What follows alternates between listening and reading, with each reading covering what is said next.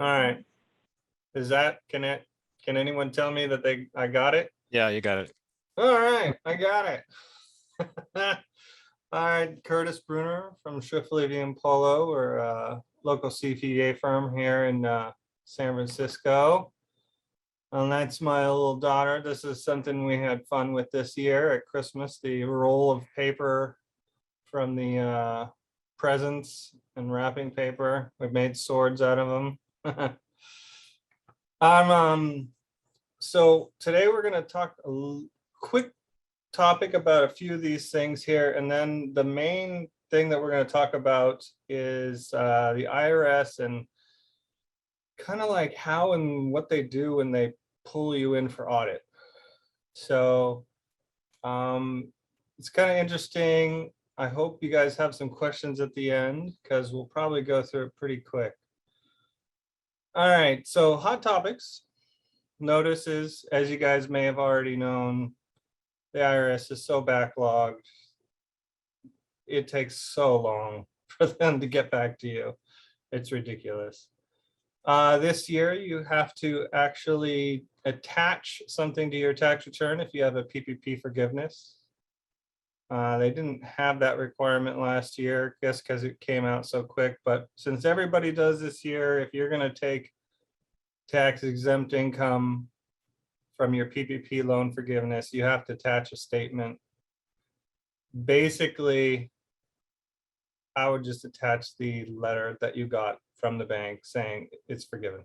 Because it has the amount, it has all the information on it that they are asking for in their little notice. Where's my refund? People are finding out that it's taking a very long time to get their refund.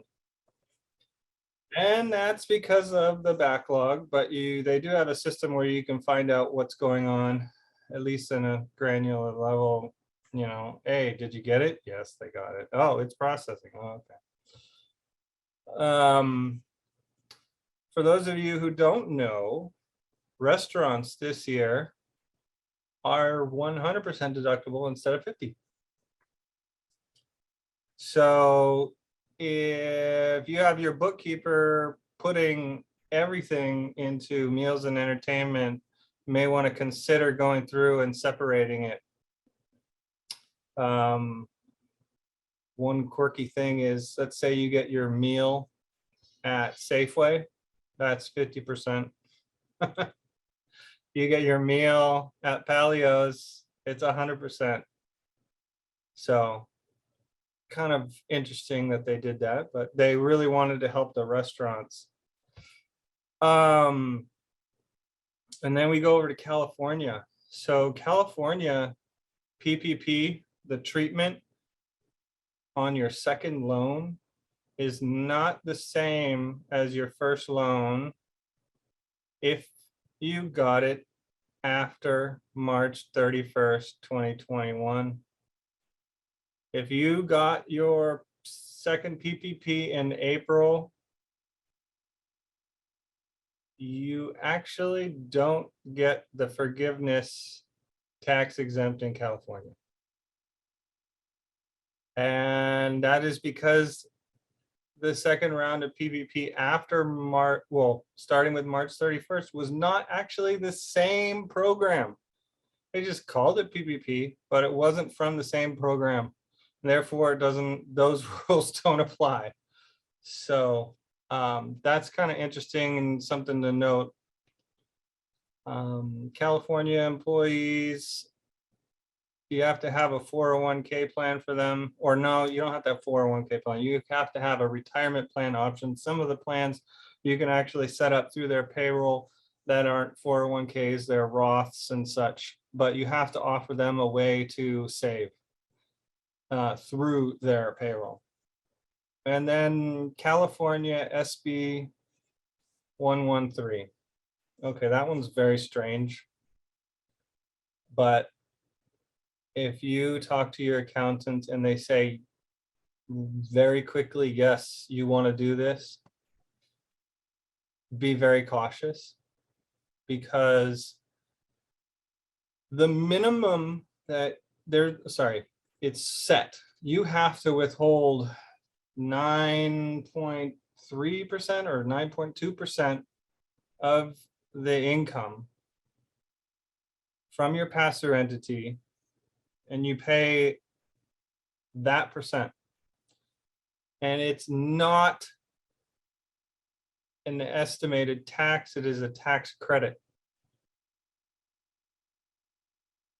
Which means that if your pass-through income gets taxed at only 4%, and you want to take the benefit of having a federal deduction for your state taxes, you have to pay in 9.3%. And then the remaining amount, let's say you only are taxed at 5% in California because your income level is low, then that difference, that 4.3%, gets carried on to the next year. So basically, you prepay almost twice if you're in a lower income bracket. So it might not be benefit, because that means you have to pay money up front and you won't get the benefit of it. So you want to, that's something you actually have to sit down and think about whether or not you want to do. So, all right, the IRS, they came up with this. This was in December, not too long ago. They were very far behind. And it's taken them a long time. And this is kind of why their budget has dropped by 20% due to inflation since 2010. And they've lost 22% of their staff. So that's why we're having such a big problem with the IRS. All right. This is a snippet from a notice that we got from the IRS. They said that, sorry, the check that you sent us has been so many months, more than 6 months past issuance, so the bank won't let us cash it. If you still want us to, please resend the check. So that's what you were dealing with, and it's kind of unprecedented. You send them money and it takes them so long to process that their check gets canceled because it's past the 6 months since you've dated the check, and they send it back saying, please reissue another check. So yikes. All right, so you guys have seen this before. It was in my last presentation. Why do people take a deduction for one thing or another? You have definitions. Do you even qualify for it? Does it cause an audit risk? And should I even bother with this? Well, today we're going to focus on audit risk. So let's go into it. There are basically, in a nutshell, 3 reasons why the IRS will audit you.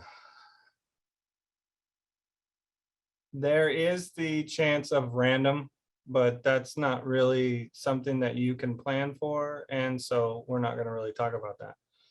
So the IRS picks based on whether or not there's incomplete or inconsistent information in their databases versus what you said. And that's all automation. Nobody sits there and looks at it. This is all computer generated. You get automated notices. Nobody even looks at it. You know, the computer system gets the information. If you say you have this, then they'll send you a notice. There are also high cheat areas where they like to pull people, and whether or not you actually give them documentation on what position you're taking or the reason why you're taking the deduction, that can actually deter an audit as well. So if you submit everything. If you even send them a PDF of your receipts, they won't audit you. So, because they'll just do it in-house and not even bother you. So we'll talk about when to use that. All right, so this is an example of a client who came to us. This is not a return we did. This is a return from a prior year where they put, and this is on their Schedule C business, they took out a loan from their personal house and put it into this business.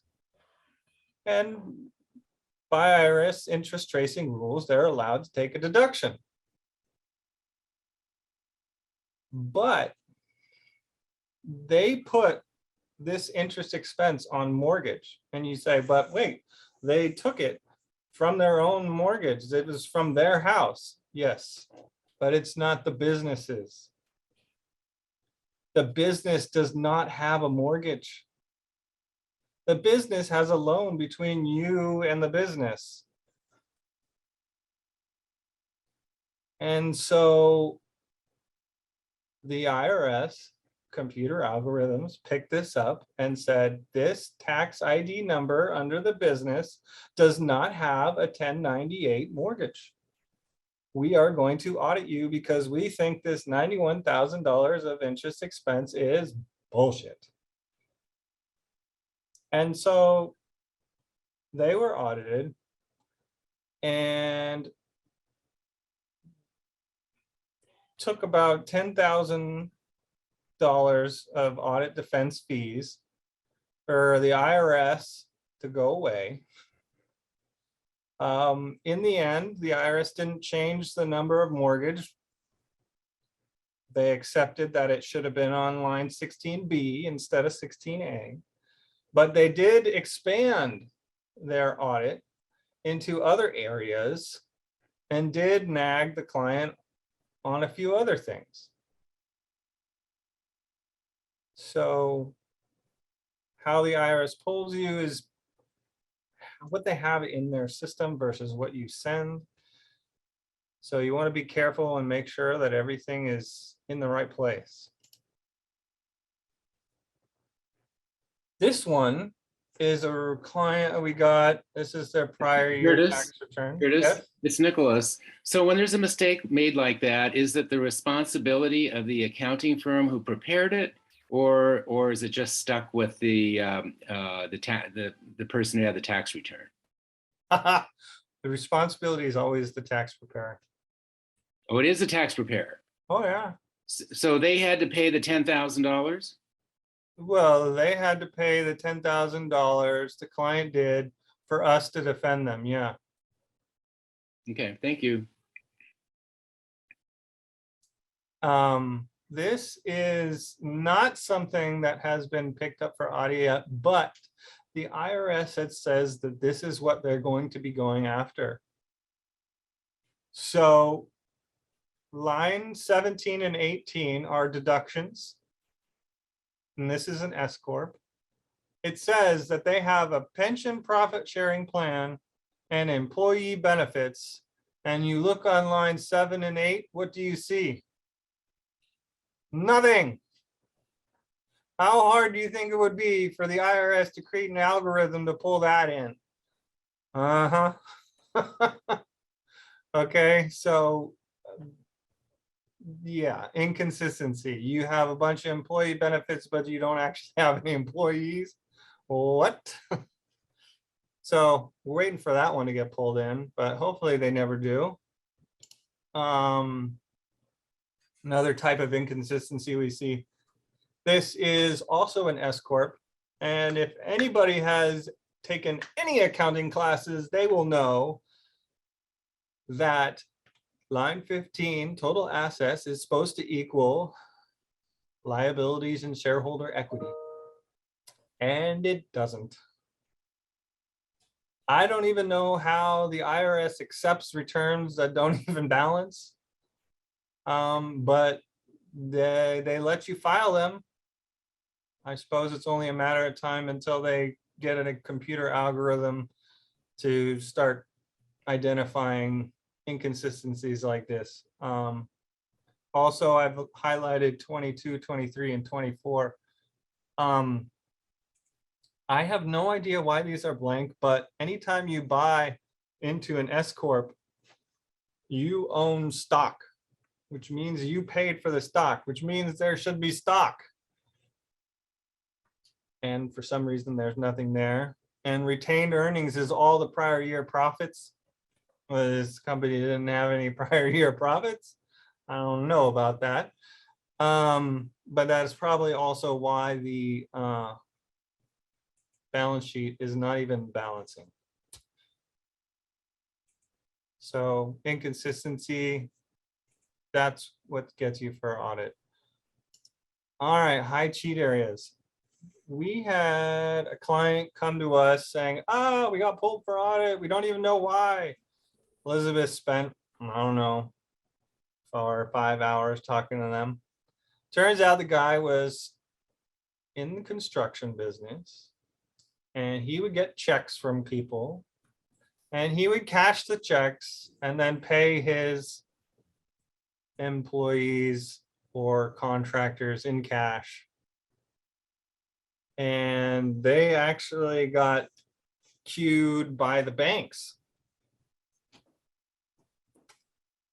So they got in big trouble for that. After our consulting and Elizabeth explained what it is that they would need to do, I think they kind of just keeled over. Yeah. And they just accepted it, I guess, whatever the IRS, because we never heard back from them after that. Kind of interesting. Other high cheat areas are things that require documentation. The IRS has strict rules on home office and business use of vehicle. For example, home office, it's supposed to be exclusive, meaning you can't have a home office and sometimes use it for, your mother-in-law to stay at. If there's like a bed in the office, because you have an extra room and you just call it. And then for vehicles, mileage. If you don't keep a record, a log of what you have for mileage, they will take away your deductions. Another high cheat area, I think, is charitable contributions. I think it's on my next slide. So another high area is charitable contributions. People just cheat in this all the time. Last bunch of times I get a client, came from another prior accounting firm, and I say, okay, can you give me the receipts for the charitable donations, because we're amending your return, and you say you have $6,000 of donations, and they call their prior accountant, and they're like, oh yeah, we just put that amount there because you said you were generous. They cheat all the time. So it's like, if you play in that playground where the cheaters are, expect to be hit by a baseball, because they're throwing them out there. The IRS just throws them out there where people are cheating. So this is an example of what we do for documentation. So I've seen other firms, they will just put charitable donations and one big number, 50,000. And if you were the IRS and you received an entire packet with all the donation receipts on it, you would not even bother pulling this person for audit. You wouldn't. And so, how I said they put the wrong line on the interest mortgage up on the previous slide.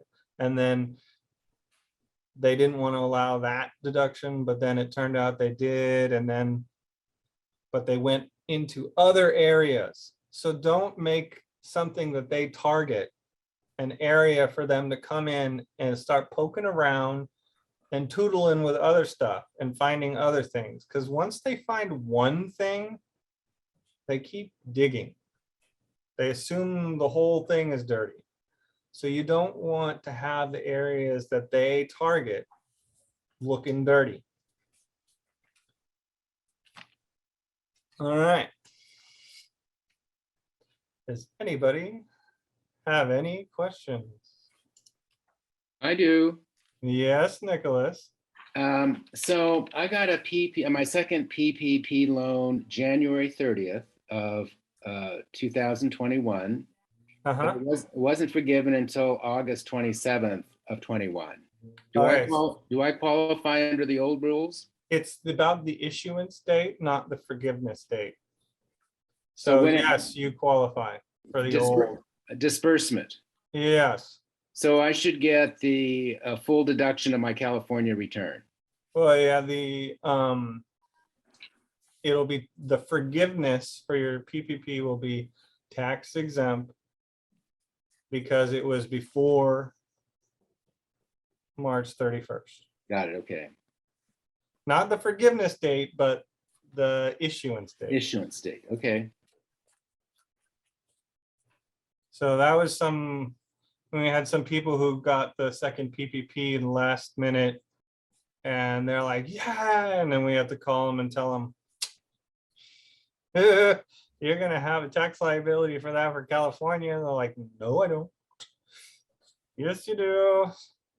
That's awkward conversation to say the least. I think Michelle. Oh, sorry. You should be a tax comedian. There's nothing funny about taxes. I'm sorry. Curtis, I have a question for you. Can you go into more detail about SB 113? Okay. So the backstory of that is the IRS 2020-75, which I mentioned last year. Before they had any guidance, they just started talking about it. And so basically it's California's way of having the business pay the taxes for your personal return. So if your business is a pass-through entity and it doesn't get taxed at the entity level, it gets taxed at you. They're saying, hey, this income is actually business related and therefore the taxes, the state taxes that I pay should be a federal deduction. So how do I get to do that? And they issued more guidance since we last spoke, and they have the SB 113, and they say, this is how you do it. And so the how you do it is you make an election and the business pays your personal taxes for the amount of the pass-through income at 9.3%. So if you made 100,000, 9.3% is how much the business would have to pay in state taxes to FTB through this program. And then the individual gets to take that as a tax credit on their personal return. And as I was alluding to earlier, some of us are not at the 9.3 tax bracket for California. So we just prepaid a whole bunch of money and we don't get to use it until the next year.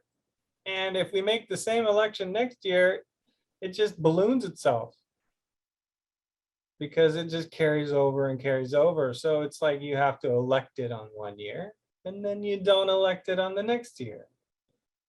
And how do you keep track of that and make sure that you know, you don't have this $30,000 tax credit you can't ever use, that you paid money into getting this tax credit?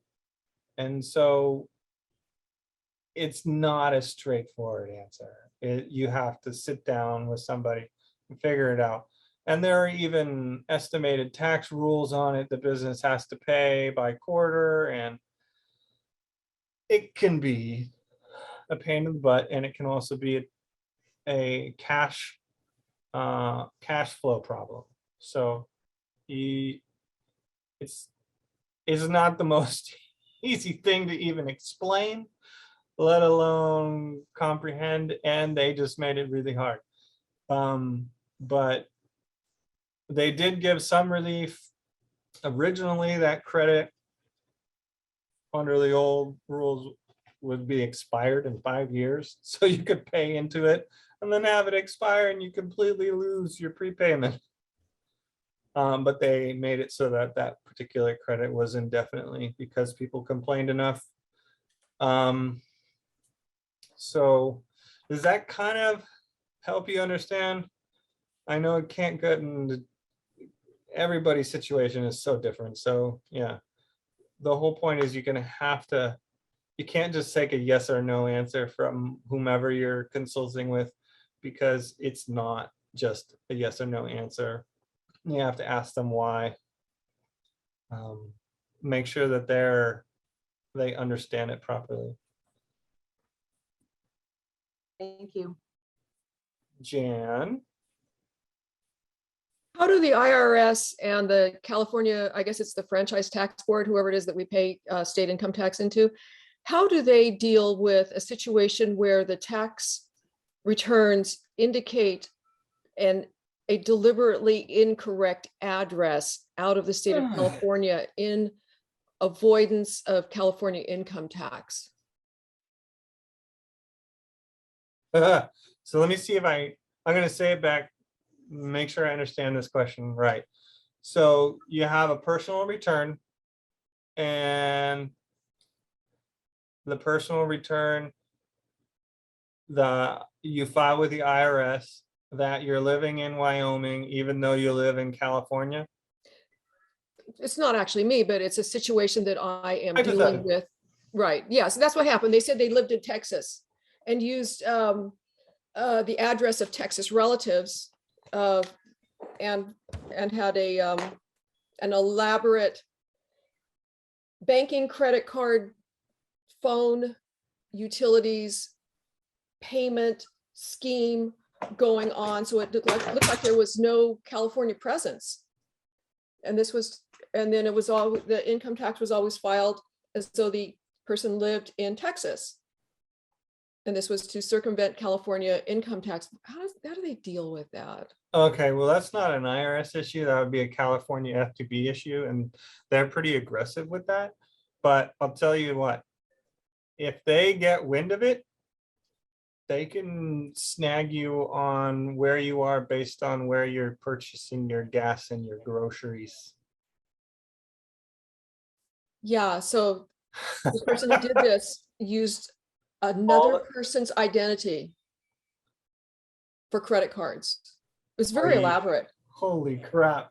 Well, they're going to come down hard, right? Is that the answer? They're going to come down hard? Oh, if they get the wind of it, they're coming down hard. That is yes, fraud. Yeah, it's fraud. Okay.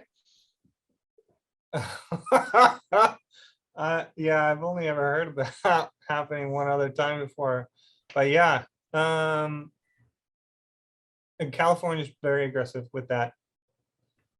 Okay. If they get wind of it, I don't know how they would get wind of it, but if they get wind of it, that's, yeah. I'm sure. Who knows? Okay. Thank you. Yes, Alex. You mentioned restaurants 100% deduction. How long does that go on for? Oh, geez. You're right, it is only temporary. It might also be for 2022. I'd have to double check. I'd have to double check. I don't remember it off the top of my head. Okay, I'll double check that for you, Alex. If you could, because I think the entire group would like to know that. Like, hey, we Yeah. can go out and eat and then deduct 100% for the restaurants we go to until the sun Yeah, I'm stops setting. sure I can Google that pretty quick right after and send it in the email link. Okay, thank you. And then other question is, so you mentioned that the IRS was holding on to the check and it became stale. Yeah. So is there another way to do an electronic payment? Because I remember paying my taxes and my brother did something where I signed up for something electronically and the money was taken from my bank account directly. Oh, yeah. So you can do electronic payments for almost all of the things with the IRS. There are unfortunately a few small things that you can't do that with. And in this particular case, it was a request for old records of FBARs, which is foreign bank account information. So somebody filed their FBARs long ago, but they couldn't remember if they did or not. And so their attorney said, please find out. So we sent that request with the fee, and that was held on so long that they returned it. So it wasn't tax, but it was related to the IRS, and it just took them forever. Go ahead, Patrick. You're on mute. So Curtis, great presentation and very informative. I was able to check on the date of the PPP right away and got my answer. So obviously on point. On another question is for the first PPP forgiveness, the procedure was a little different. On the second one, basically we signed off and we got a confirmation right away that it was forgiven. Is that typical? Is that what you're hearing? For the first one, it varies greatly. For the second one, I've seen people get it back right away. I never took note of why, but yeah, I've seen that. Okay. Yeah, that's what happened. Of course, we have no issue with it. It's always nice to have that, whatever answer. Anyway, good job. Thank you.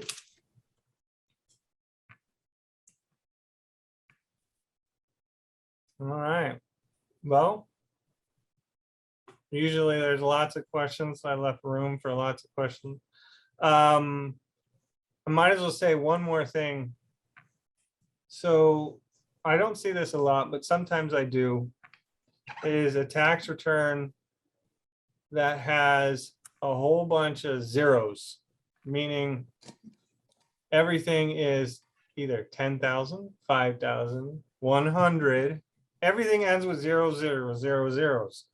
It's like nobody ever goes to a restaurant and has $100 even, or goes to the gas station and has $500 even, or no. So I don't see that a lot, but some people try to give us estimates, and we know that it's an estimate when it's like $1,000. No, $10,000. Wait a minute.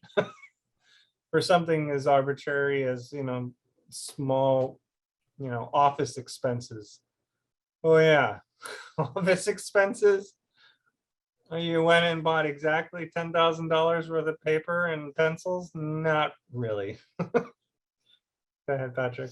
Also, We will round up for you if you want. if we could, For your office. oh, sorry. If we could share this presentation, that would be nice. Really informative. Thank you. I have a Yes, question. Todd. Bob Summers isn't here, but he's done several videos on cryptocurrency and one on how people there's a new item in the tax form that you have to check whether you have dealt it with cryptocurrency in any fashion. If you say yes or no, and if you say no and you have, they catch you, it's a huge, could be a huge penalty. Has that come up at all on any of your clients?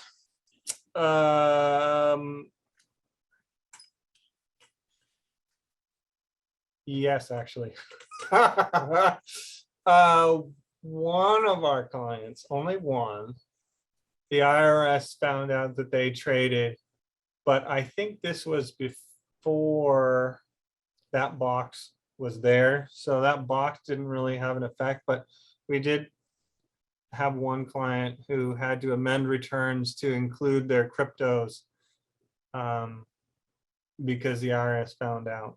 So Jaime, are you listening?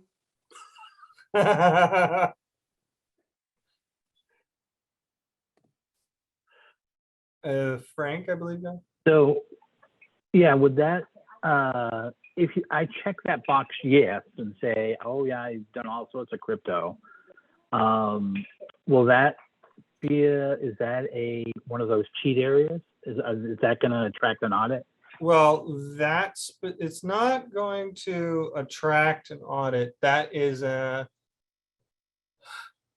it's more of the nail in the coffin for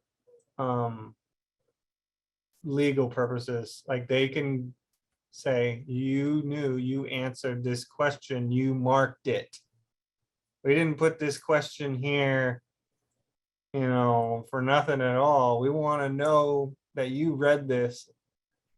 And so I don't know if you guys know, but there's the similar question for vehicle mileage. And the question is, do you keep a log? It actually says that on the return. Yes, I do. And so when they audit you and you say, no, I don't have a log, well, they'll be like, you marked the box, yes. So no, it doesn't. It makes it so that their mallet is bigger when they want to hit you. It doesn't make them pull you more or less. Yes, Alex. So when you brought up mileage, my company has me doing an app, and I can't remember what the app is. So every time I use the car for business, it just tracks it, then they reimburse me.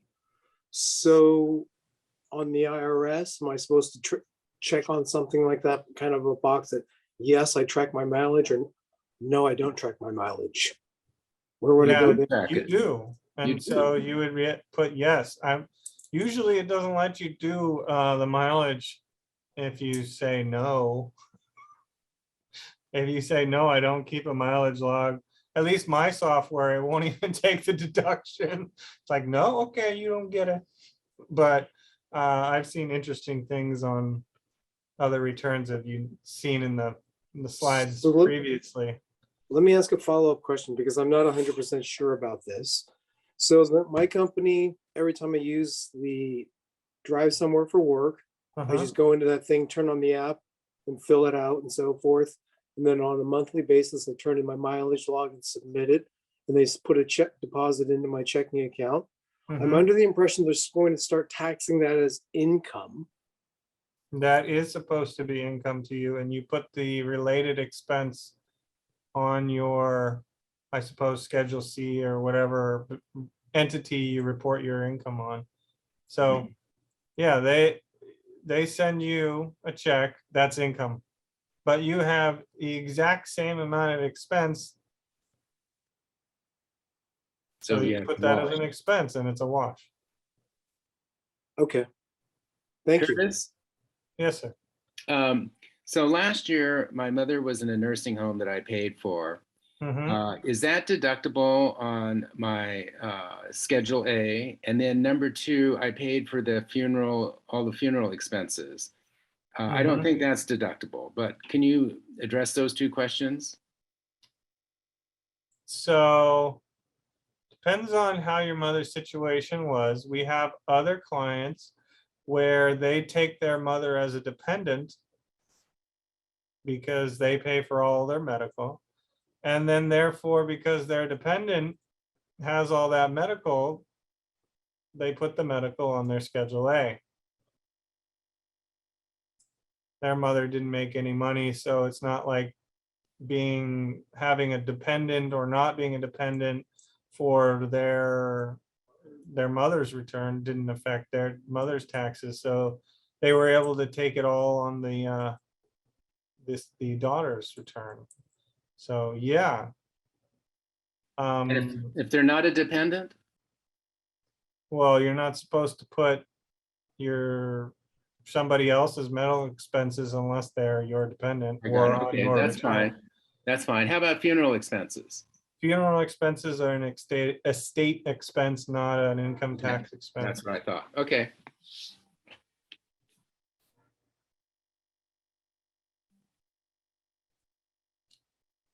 All right.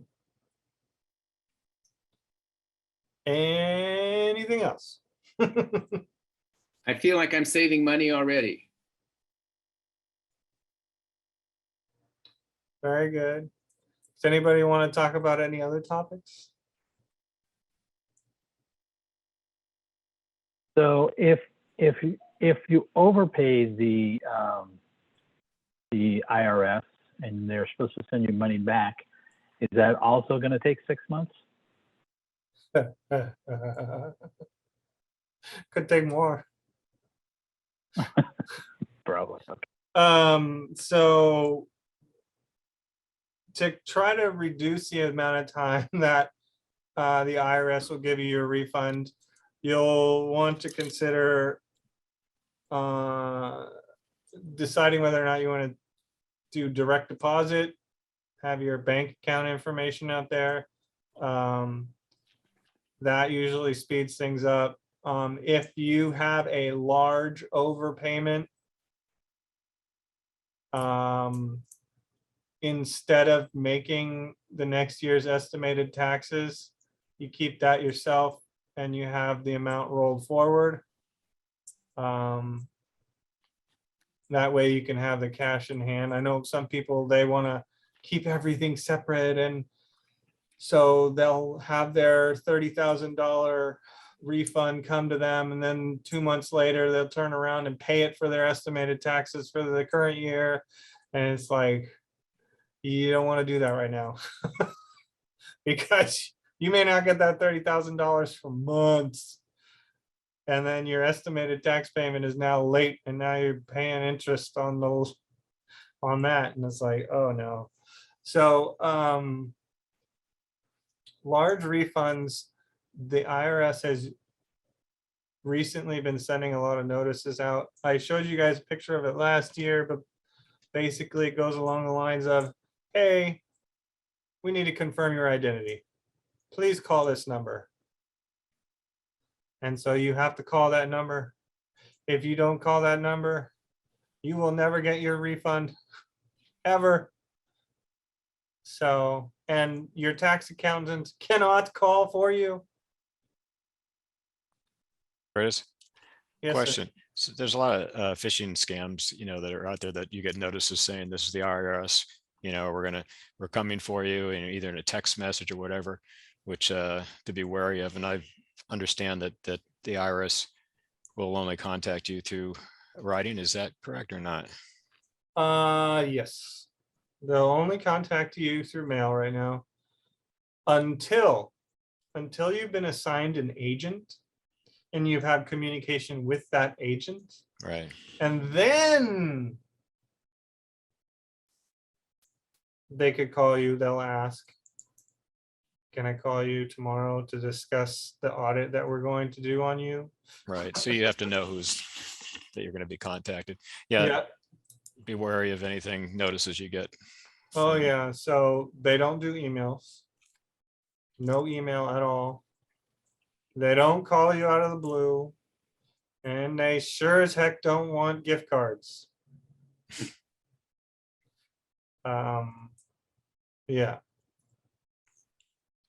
And if they ever call you and you're like, what is going on? A, it's probably not them. And B, you can always find out by hanging up on them and calling the number on the IRS website. You know, make sure you're doing laundry that day.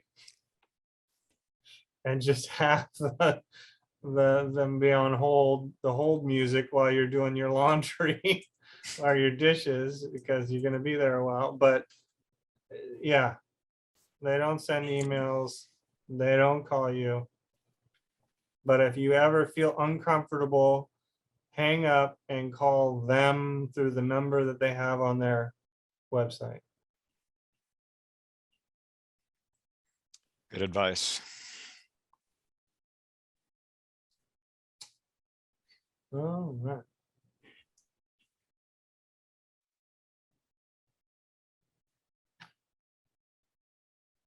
There were some chats. So Curtis, when you're taking on a new client, do you charge for like reviewing my old tax returns for the last 2 or 3 years and seeing if they're all correct? Is there kind of like an onboarding fee, hourly fee for your time? Okay. So we bill by the hour, $45 to $220 an hour. And that includes consulting, but we don't go digging around in the past unless we have to, or we're requested. But we do input the prior year's tax return into our software so that we have the starting numbers to go forward with for the current year. Well, we don't go back multiple years, just, you know, so we have the starting numbers correct. We do find a lot of quirky things. That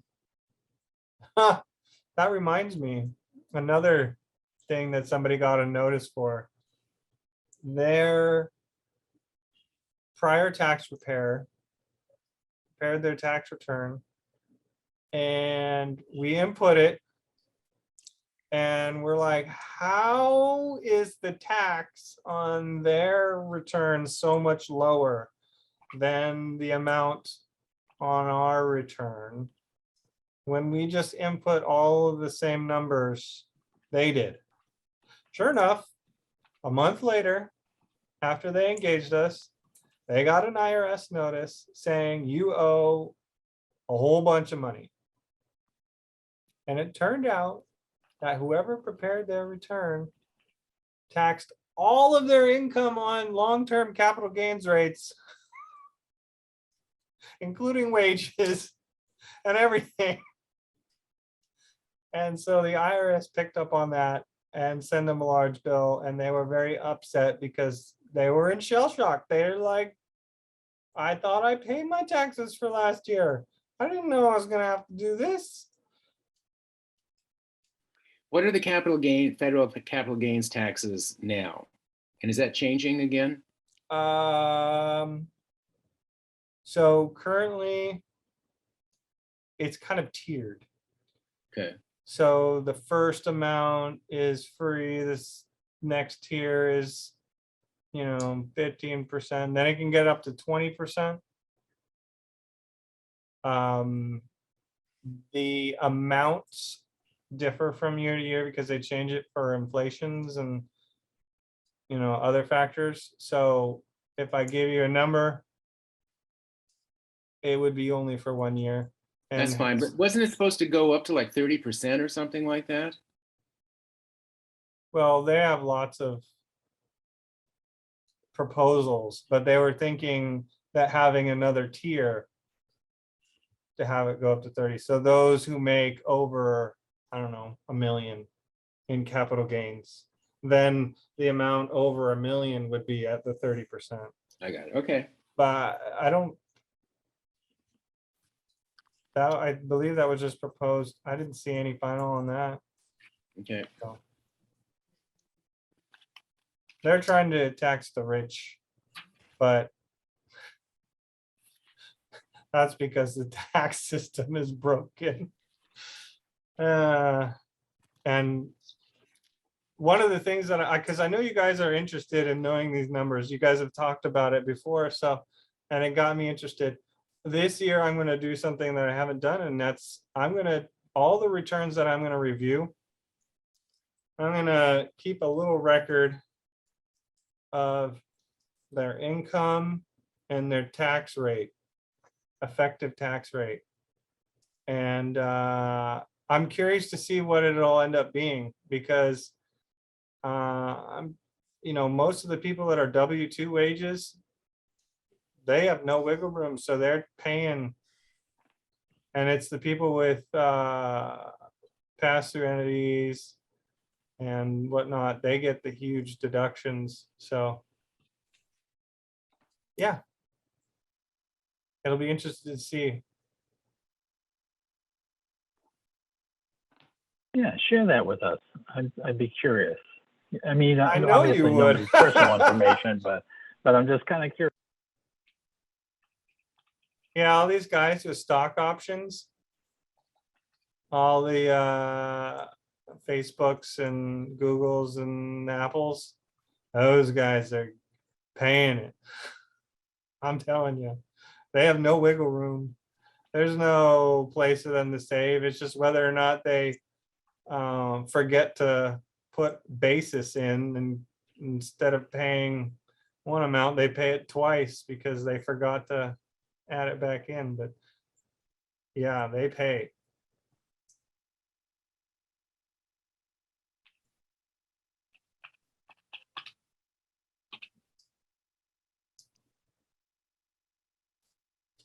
All right. Any other topics? Doesn't have to be tax. We could talk about that. Have one. What's the best / worst thing you've ever seen someone trying to deduct that you looked at it and you were like, dude, no. If you can, go into it. But I'm just wondering, like just that one thing that you looked at it and instantly thought, no. Well, okay, I get a lot of that, but I don't think it's an intentional thing. I think it's the bookkeeper not understanding how to post things on the books. For example, they have a pass-through entity, and the owner takes out $100,000 for their profits, and the bookkeeper posts it as an expense. You're like, that's not an expense, but that's not like, that's not them trying to cheat. That's just the bookkeeper not knowing what they're doing.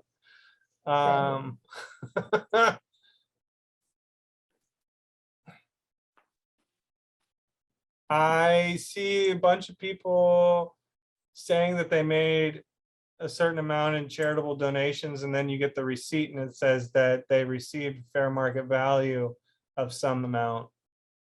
And then you tell them that you're going to change your deduction.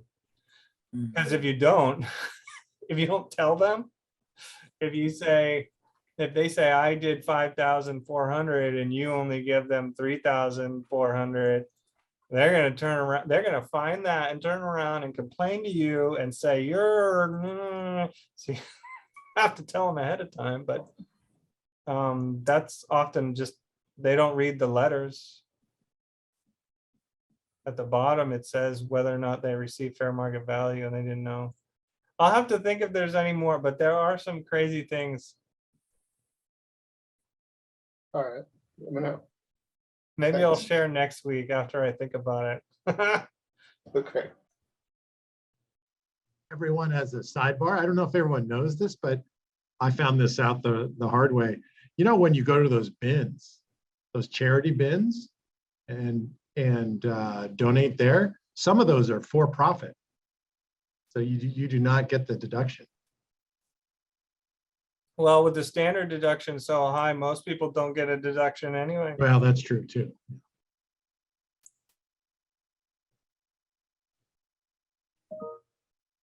Okay. So yeah, if any of you guys have a C corporation, not a pass-through entity, do your charitable donations through your C corporation. Oh, okay. I have a question. When you sell a property, what is the age where you can get, is it 55 or 65 that you can get,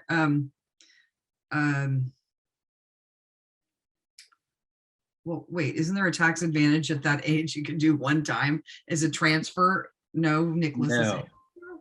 No. No, They're used there, I think what you're inferring to is not income tax, but property taxes. Yes, property tax.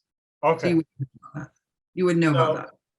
property taxes, that is true. They have a program in California where you can transfer your basis.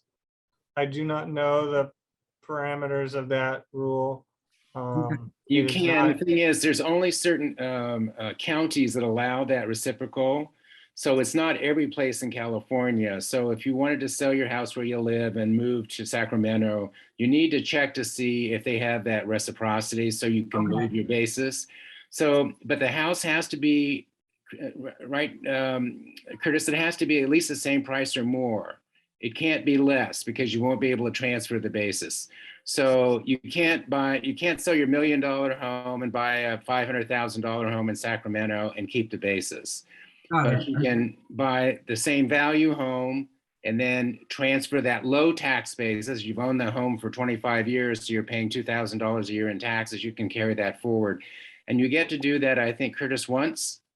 So there's the property tax basis. That means that when you buy your second home, personal home, your property tax basis doesn't go up.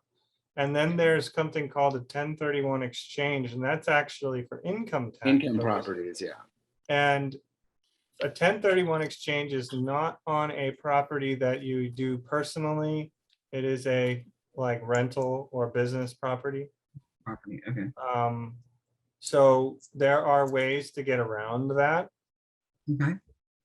You have to rent it out for a certain amount of years, and then you do a 1031 exchange. You continue to rent it out for a certain amount of years, and then you kick them out and you move in. Okay. So you have to be owner occupied then.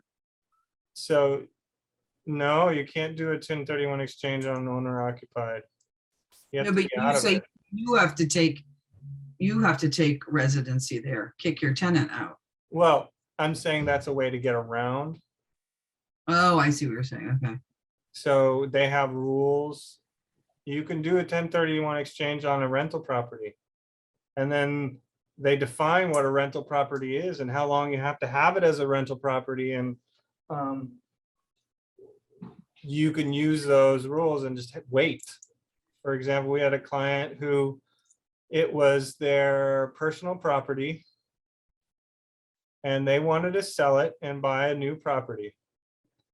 So they moved out of their property and rented somewhere else. And they had their property put on the market for rent. And they rented it out for a certain amount of time. And then they did a 1031 exchange and brought the house of their dreams. And they rented their house of their dreams out for a certain amount of time. And then they moved in.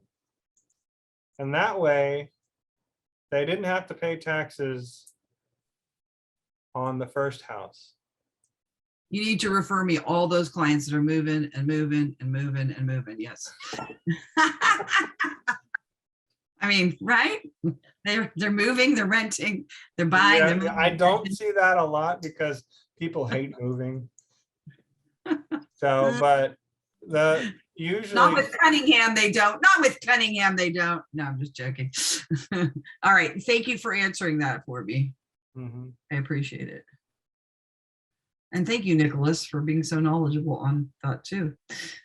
Only a little bit, enough to get into trouble.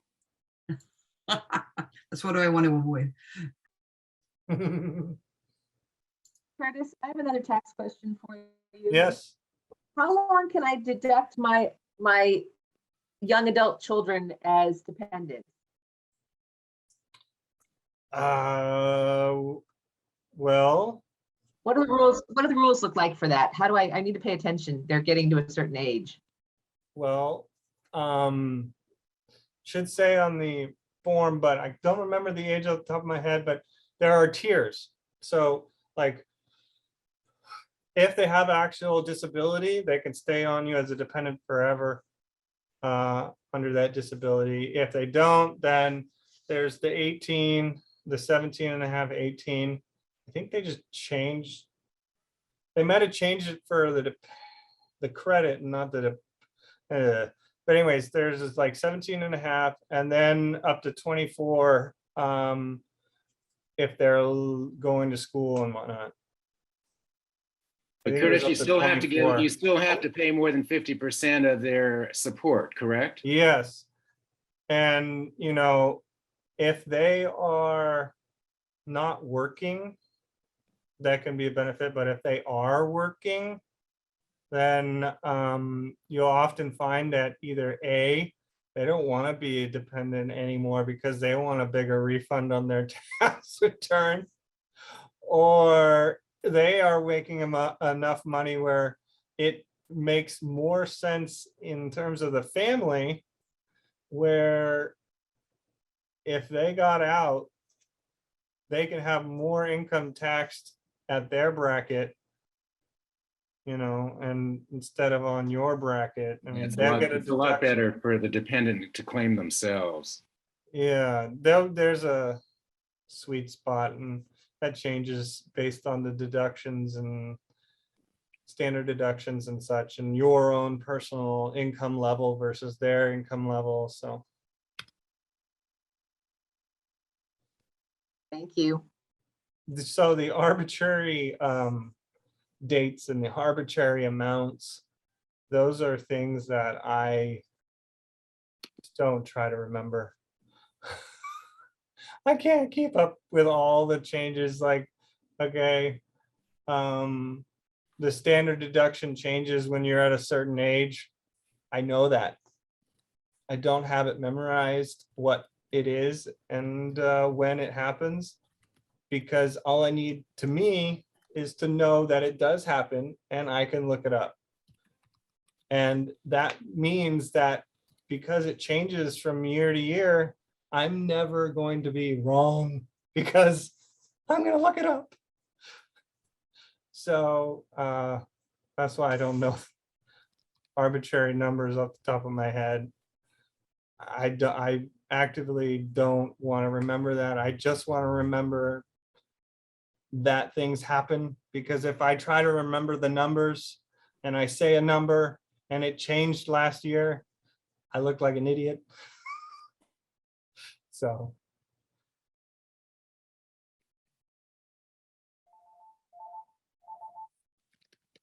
Anyway, Phil has been pretty quiet this. I'm just taking it in.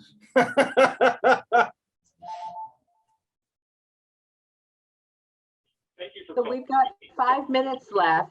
No one is able to take your call right now, so please leave a message and we will get back to you within 24 hours. Anybody have a pressing tax question they want to get answered in the next 5 minutes? Or not tax.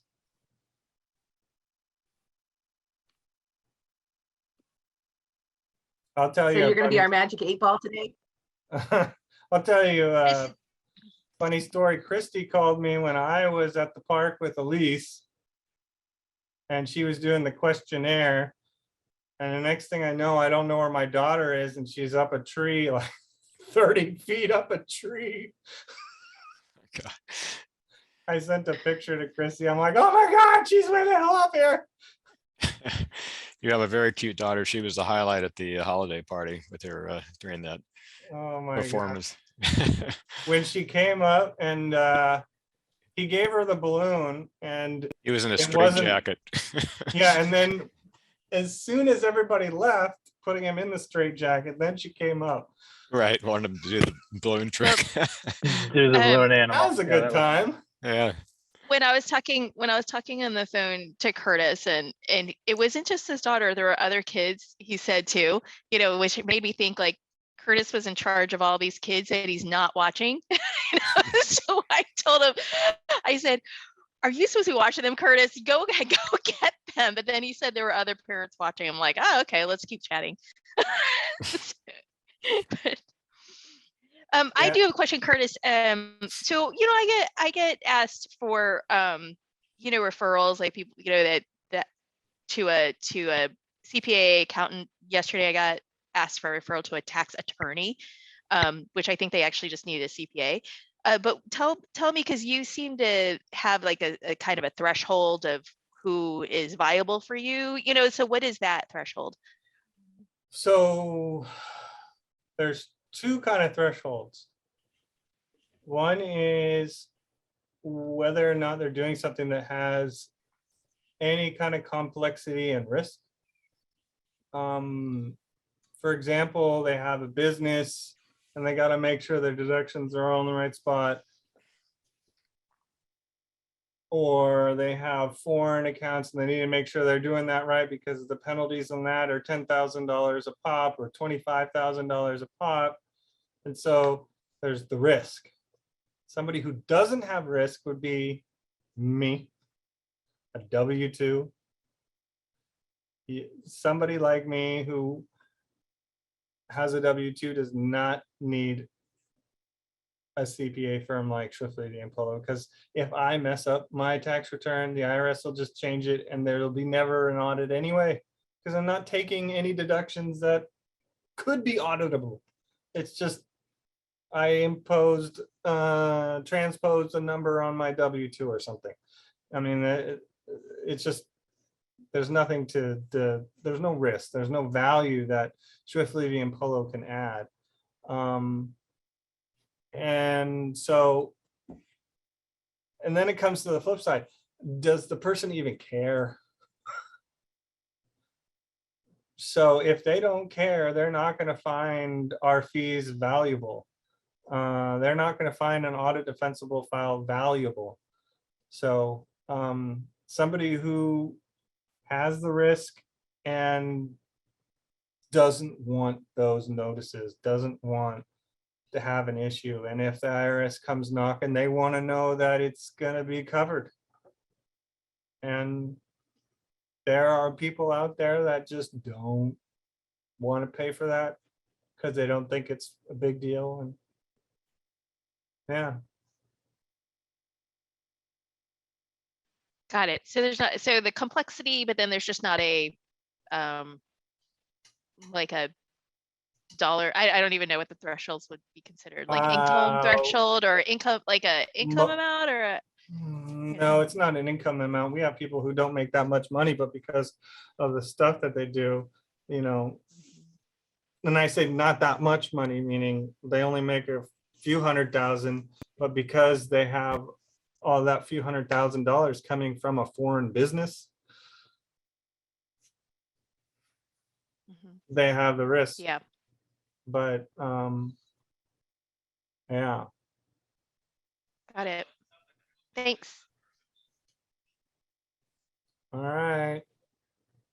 It Looks is like 4:30. Thank you all so much for, excuse me, 1:30. I'm sorry, I'm on East Coast time. Please forgive me. It's 1:30. Curtis, that was a wonderful presentation. Thank you for taking all of our crazy questions. Don't forget, next week is a general meeting in person at Marines. Don't forget to order your lunch. And it's wonderful to see you all and see you all next week. Bye. Bye.